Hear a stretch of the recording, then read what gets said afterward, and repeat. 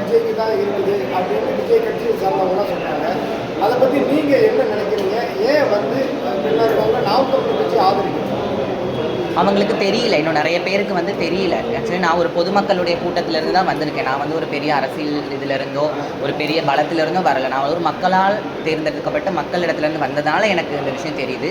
அவங்களுக்கு தெரியல நான் தமிழருடைய கட்சியினுடைய என்ன நடக்குது அப்படிங்கிறது தெரியல. அவங்க ஒரு ரசிகர், அதை படத்தை பார்த்து கவரப்பட்டு ஒரு கூட்டமாக சேருகிறார்களே தவிர அது ஒரு கட்சிக்காக வந்து அந்த வர கூட்டமாக எனக்கு தெரியல. இது எனக்கு கிடைச்சதான வாய்ப்பு அல்ல, என்னுடைய திருநங்கைகளுடைய சமுதாயத்தினுடைய மாற்றத்துக்கான எல்லாருக்கும் கிடைச்ச ஒரு வாய்ப்பான்னு நினைக்கிறேன். நாம் தமிழர் கட்சியில் உங்களை கவர்ந்திருக்கக்கூடிய ஒரு சில அம்சங்கள் நீங்கள் வந்து அவங்க வேட்பாளர்கள்லாம் கேட்டோன்னா உடனே முடிவெடுக்க மாட்டீங்க. ஒரு சில பண்புகளை பார்த்தா சரி, அந்த வகையில் உங்களுக்கு நாம் தமிழர் கட்சியில் ரொம்ப விருப்பப்பட்ட ஒரு அப்படின்னு பார்த்தா எனக்கு நிறைய விஷயங்கள் இருக்குது. கடந்த 10 வருடமாகவே நான் தமிழருடைய கட்சியினுடைய எல்லா கொள்கைகளையும் ஃபாலோ பண்ணிட்டு தான் வரேன். அப்படி தனிப்பட்ட ஒரு கருத்துக்கள்னு எதுவும் கிடையாது.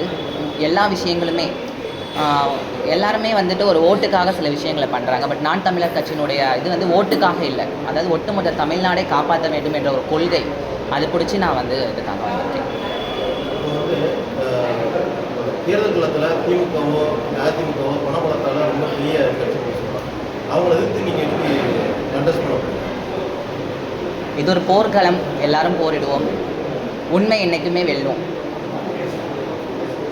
அதான் அந்த குறிப்பாக வந்து நீங்கள் அதிமுக திமுக போன்ற கட்சிகள்லாம் வந்து பெண்களுக்கு நான் வந்து 2000 தரேன் 3000 தரேன் அப்படின்னு சொல்லி மக்களையும் பெண்களையும் கவர்ற இதெல்லாம் பண்ணியிருக்காங்க. நீங்கள் நாம் தமிழர் கட்சியை தேர்ந்தெடுத்தீங்க. நீங்கள் திமுக போனால் உங்களுக்கு மாதம் ஒரு காசு கிடைக்க போகுது, பொங்கல் அந்த மாதிரி வரும்போது அதிகமான காசு கிடைக்க போகுது. நீங்கள் எதுவுமே கொடுக்க மாட்டாங்க, அப்படியே நாம் தமிழர் கட்சியை தேர்ந்தெடுத்தீங்க.